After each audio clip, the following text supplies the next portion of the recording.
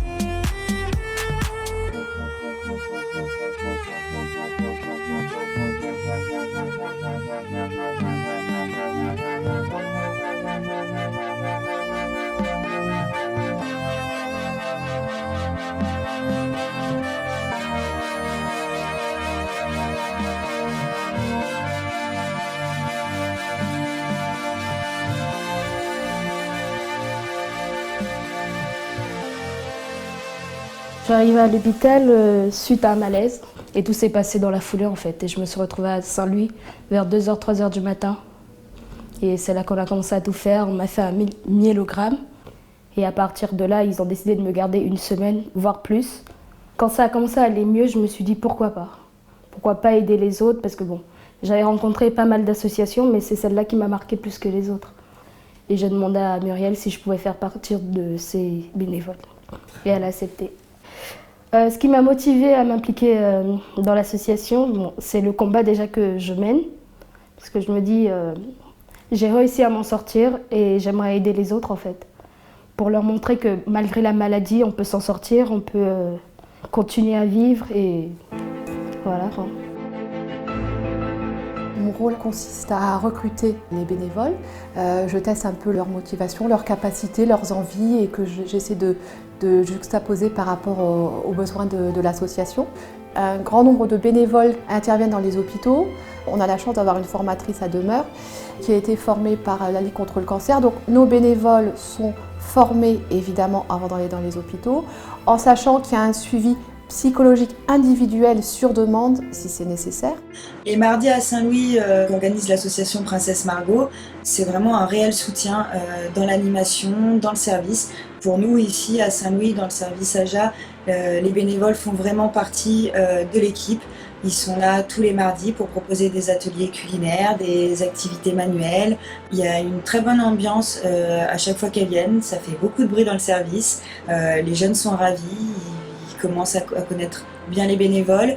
Et pour les fêtes exceptionnelles, donc ça veut dire Noël, le jour de l'an, elles viennent faire des buffets, distribuer des cadeaux à tout le monde, aux patients, au personnel. Enfin, moi personnellement, j'aime bien quand elles sont là parce qu'il y a beaucoup de rigolade, il y a beaucoup de joie et de bonne humeur qui se dégage dans le service.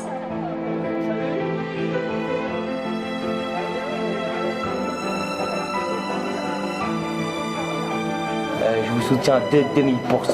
Vive vous et plein de courage à tous ces enfants avec qui je suis de tout cœur. Ouais.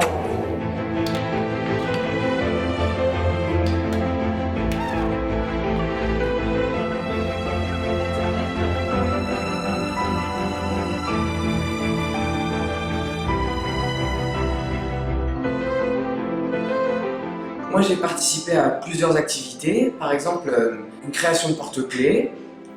Ils nous ont appris à faire des porte-clés avec le matériel qu'ils avaient, c'était super. Plusieurs fois aussi, je n'ai pas pu aller aux animations. À cause de mon état, je ne pouvais pas y aller moi-même.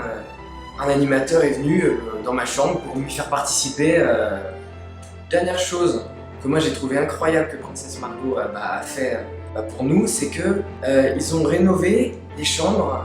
Ils ont repeint, rajouté des meubles, de couleurs, ils ont mis un faux parquet. Du coup, d'avoir l'impression d'être dans une vraie chambre, ça change vraiment la vie. On a même un frigo, une chose toute nouvelle. Et donc on se croirait vraiment dans une chambre étudiante. On pense à autre chose aussi, pareil. Donc Princesse Margot nous met vraiment bien pour qu'on soit le plus à l'aise possible. Et je trouve ça vraiment bien. Voilà. Très gentil.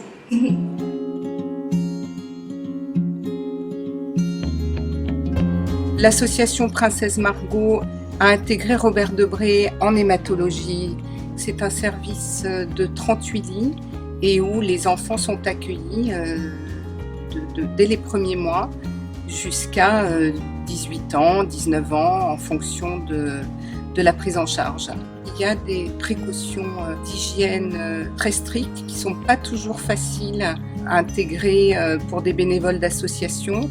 Donc il y a un vrai partenariat avec les équipes soignantes à mettre en place avant l'entrée dans les chambres pour tout ce qui est respect des mesures d'hygiène. Il faut arriver à se caler avec les bénévoles qui, pendant un moment de la journée, font partie de l'équipe soignante puisque voilà, c'est aussi du soin que de distraire les enfants et que de les amener à rêver. Et puis, dernière opération, c'est la réfection de chambres. Alors là, pour le coup, ce sont des chambres qui ne ressemblent plus à des chambres d'hôpital, qui sont des chambres où l'enfant peut se retrouver comme chez lui.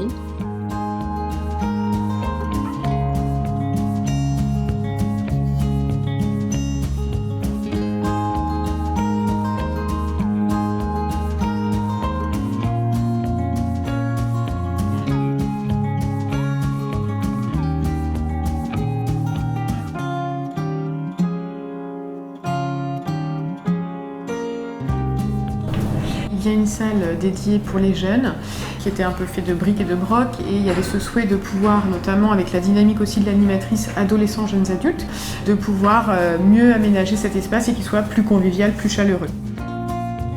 Alors déjà, l'association Princesse Margot nous apporte un énorme soutien financier et matériel au niveau des activités de la salle des jeunes et également au niveau du fonctionnement du service. Et en plus, grâce à Princesse Margot, on va pouvoir refaire le service, le couloir, les chambres, des nouvelles douches.